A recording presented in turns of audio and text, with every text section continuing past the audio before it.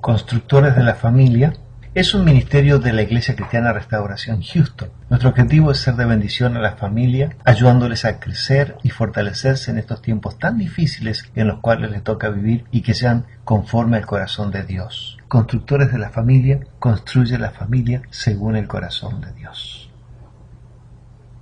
La resolución de los conflictos en la familia.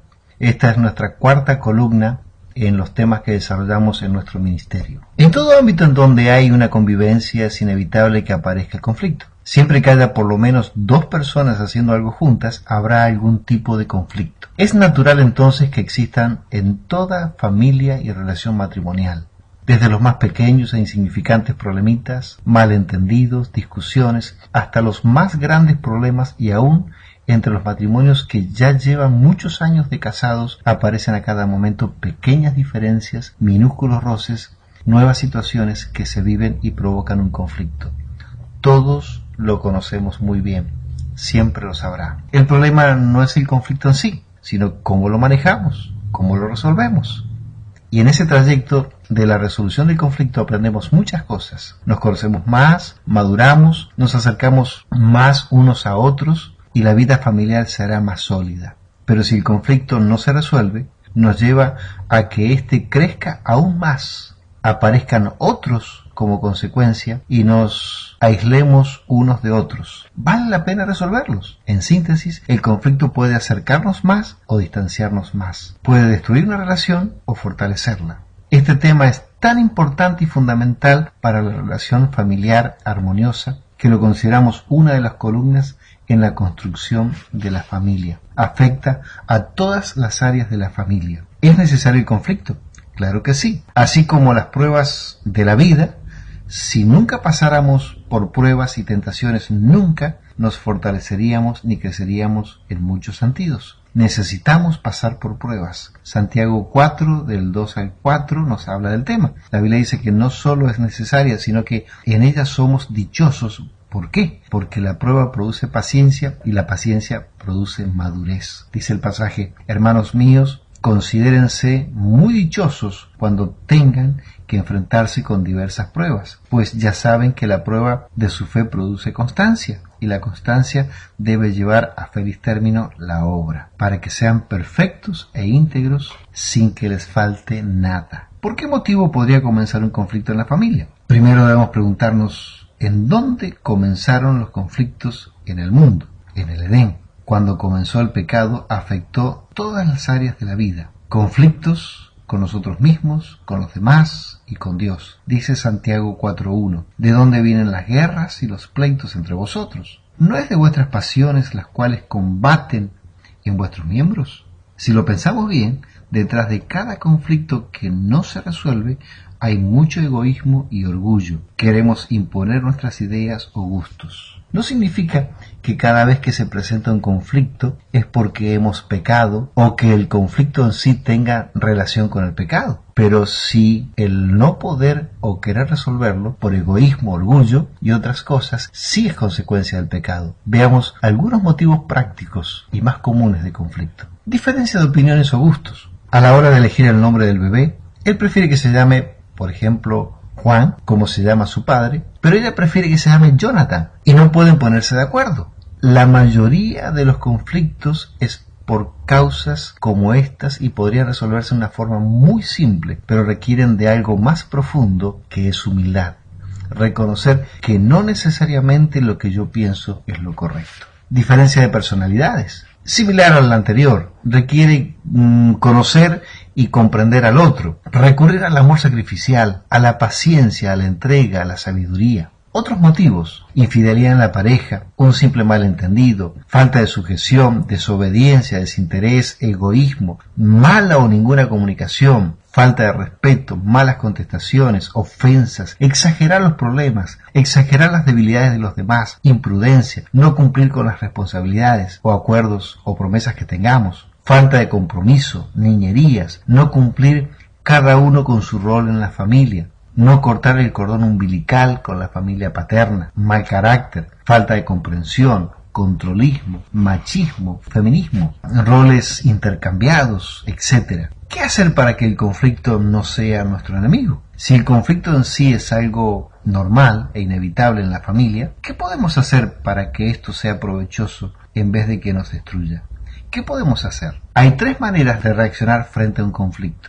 Primero, reaccionar en forma negativa, enojarse excesivamente y pelear, sacarse toda bronca y decirle todo al otro. Aquí hay violencia y se ataca a la persona en vez del problema. Si se enojan, dice la palabra, no pequen, no dejen que el sol se ponga estando aún enojados. Efesios 4:26. Damos lugar al diablo y nos destruye. Pero si siguen mordiéndose y devorándose, tengan cuidado, no sea que se acaben por destruirse unos a otros, dice el apóstol Pablo en Gálatas 5:15. Es una forma extrema y peligrosa. El que es paciente muestra gran discernimiento. El que es agresivo muestra mucha insensatez, dice el proverbista en el capítulo 14, verso 29. Segundo lugar, evadir. Hay varias formas de evadirse. Pretender de que nada pasó y esconder las emociones como el avestruz esconde la cabeza, dejando que el mal se agrande a escondidas y tenga consecuencias peores. Otra forma de evadir es centrándonos en los detalles o motivos secundarios en vez de buscar el verdadero problema. Otra forma es espiritualizar el problema diciendo a los que aman a Dios todas las cosas nos ayudan a bien. Es una forma de poner un texto como pretexto, tomando así una posición de víctima de la situación. Otra forma es responsabilizando a otros, culpando. Estas formas de no resolver son peligrosas y extremas. El corazón herido es peligroso, se va endureciendo más y más hasta hacerse rencoroso, amargo y por último indiferente. Cuando llega a este punto ya es muy difícil resolver cualquier situación porque a la persona no le interesa. En tercer lugar, enfrentar. Es la manera saludable para hacer que el conflicto se resuelva y aún más sea de bendición. ¿Cómo? Hay 2 cosas que tenemos que considerar. Hacer un trabajo preventivo, saber cómo reaccionar en medio del conflicto y cómo resolver. Esto lo podemos ilustrar de la siguiente forma.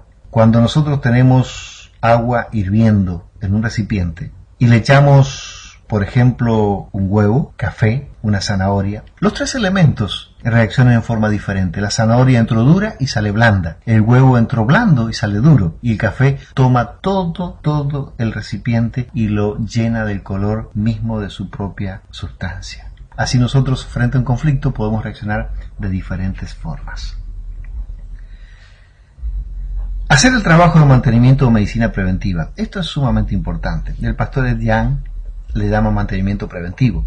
Es como las máquinas que necesitamos hacerle mantenimiento preventivo, o un auto necesitamos hacerle mantenimiento preventivo, preparándonos para el día del mal. Es útil determinar en algún momento si hay un patrón de conflicto, es decir, una misma clase de conflicto que se sucede vez tras vez, como un círculo vicioso. Hablar de esto no en el momento del conflicto, sino en un momento de paz. Analizar en dónde radica el problema y por qué sucede y cómo solucionarlo. Pensar en qué tan grave o sencillo es el problema. Si podrían llegar a un acuerdo simplemente o si solo necesitan ayuda externa. Poner todos los puntos sobre la mesa y tener la buena voluntad para salir adelante, para bien de ambas partes o de la familia en sí, del núcleo familiar. No para salirse con la suya, sino para realmente resolver el problema. Dentro de lo que es el trabajo preventivo también, necesitamos aprender a comunicarnos y a respetar las diferencias y estar seguros de haber perdonado ofensas pasadas y sanado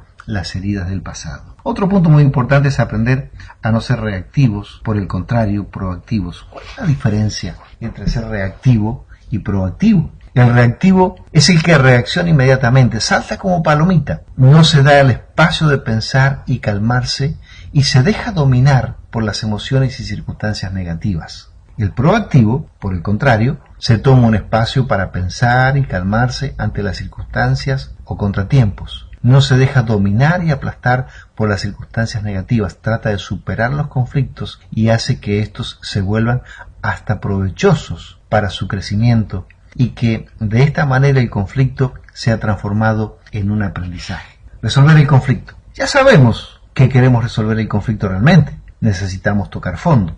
¿Qué haremos? Veamos algunos puntos generales. Necesitamos orar, orar y orar. para que el Señor traiga luz y sabiduría para salir adelante de esta situación. Y también pedir por paciencia, humildad, comprensión y sobre todo mucho amor. Escucharlo a Él, a Dios, mientras oramos. A veces oramos para que el Señor cambie nuestro cónyuge o a nuestros hijos, pensando que solo ellos están actuando mal. Debemos escuchar lo que el Señor tiene que decirnos a nosotros en forma personal. En qué forma nosotros debemos ser cambiados primero y reflejar el fruto del Espíritu. Tal vez esto sea todo lo que haga falta. Conocer y comprender a nuestro ser querido, a nuestro cónyuge, a nuestros hijos. Ponernos en su lugar e intentar entender lo que siente y por qué actúa de esa manera. Conocer sus reacciones. Aprender a perdonar es otro punto sumamente importante. Este sería un capítulo aparte por la importancia que tiene en sí. La falta de perdón es la causa de muchos males personales, espirituales, en las familias, en las personas, en las iglesias, en las comunidades. El Señor nos manda a perdonar como la mejor medicina para la mayoría de los conflictos interpersonales. No solo decir que perdono, sino también hacerlo de corazón, pensando que el Señor nos ha perdonado a nosotros nuestras ofensas. ¿Quiénes somos nosotros para no perdonar a nuestros semejantes? El perdón rompe grandes cadenas espirituales. Aprender a pedir perdón. Pedir perdón muchas veces es también todo lo que se necesita, aun cuando la ofensa fue hecha inconscientemente o no seamos los causantes. Cuando nos humillamos y pedimos perdón, también se rompen grandes cadenas. Intentar conocernos a nosotros mismos y decidirnos a cambiar. El por qué actuamos así y ver en qué estamos mal y en qué debemos cambiar. Se dice que en las crisis se deja ver lo que tenemos dentro, lo que somos realmente. Seguramente hay algo o mucho en lo cual debo cambiar primero para mejorar la relación. Como decíamos al principio, esto es una muestra de humildad y de sabiduría para contribuir a resolver el conflicto. Hablar del conflicto con la intención de solucionarlo. El conflicto hay que enfrentarlo y hay que enfrentarlo con valentía. Veamos varios puntos dentro de lo que es confrontar el problema en sí. Veremos primero lo que tenemos que hacer. Enfrentar toda emoción negativa como el enojo y reconocer que estamos heridos. Decir a nuestro ser amado que estamos enojados por lo que está pasando o lo que pasó, pero decirlo con mayor calma posible, sin perder el control, simplemente reconocer el enojo y confrontarlo. El otro debe también aceptarlo sin juzgar. Resolvemos a atacar el conflicto y no a la persona. Poner las cosas sobre la mesa, todos los puntos, los pros y los contras. Mirar los principios vistos en lo que es la comunicación. Hablar con calma, con sinceridad y en amor. Decir lo que nos gusta y lo que no nos gusta. Lo que quisiéramos que cambiara en la relación y lo que nos molesta y lo que no nos agrada del otro. Escuchar con atención, así como queremos ser escuchados. Hablar por turnos, escuchando al otro. Calmarse, no salirse del control. Muchas veces es mejor esperar a que pase el enojo y luego hablar. Con las primeras emociones podríamos decir cosas que hieren y luego nos arrepentimos. Incluso recurrir a la violencia física. A veces es mejor un respiro, una tregua y un poco de distancia. Buscar ayuda externa en una autoridad espiritual que tengamos en nuestra iglesia, si es necesario. Para esto hace falta muchas veces dejar el orgullo de lado, el machismo, el feminismo y tal vez otras cosas que lo impiden. Muchas situaciones llegan a ser tan complejas que necesitaríamos a alguien que mire desde afuera, es decir, una persona abstraída que pueda ver el conflicto desde afuera y nos dé una perspectiva diferente a la que nosotros mismos tenemos estando inmiscuidos en el mismo conflicto, que lo mire más objetivamente y nos ayude con sabiduría a resolver la situación y lograr una reconciliación. Lo que no hay que hacer, no dejar en el olvido el conflicto. A veces se deja en el olvido con tal de que haya paz, y esto es un grave problema.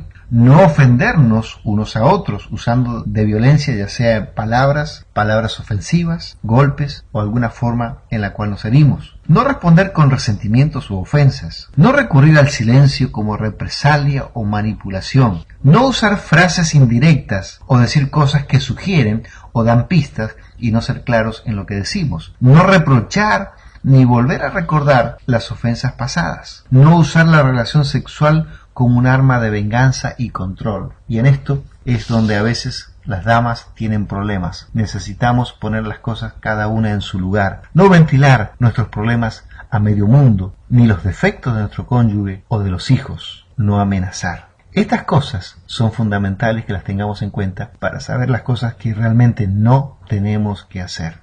Hay algunas preguntas para este estudio que vamos a hacer y que nos gustaría que usted meditara en ellas. ¿Tenemos conflictos recurrentes en nuestro matrimonio? Es decir, conflictos que se van repitiendo vez tras vez. ¿Podríamos identificarlos? ¿Tenemos conflictos recurrentes con alguno de nuestros hijos? ¿Qué hemos hecho para intentar resolverlos? ¿Cuál es la relación que suelo tener frente a los conflictos, sean recurrentes o no, con mi cónyuge o con mis hijos? ¿Qué actitud creo que debo cambiar en lo personal para hacer que el conflicto se resuelva y se convierta en algo provechoso? ¿Qué puedo aportar de mi parte? ¿Qué aprendí a través de este estudio? ¿Qué fue lo que Dios me dijo? En resumen, y para concluir, tenemos que tomar ciertas pautas fundamentales para trabajar con el conflicto. El conflicto existe, va a existir, siempre existirá, los tendremos con nosotros. En primer lugar, tenemos que identificar el conflicto, no los síntomas, el conflicto. En segundo lugar, necesitamos tiempo para orar, pensar y reflexionar. En otras palabras, ser proactivo. Achicar al máximo el conflicto, sin dejar de que sea 100% real el conflicto. Ver las posibles vías de resolución que pueden tener. Puede tener 1, 2, 3 o 5 vías de resolución diferentes. En quinto lugar, poner manos a la obra. Ya estamos en la etapa de la realización. Y en sexto lugar, disfrutar de los resultados del problema ya resuelto.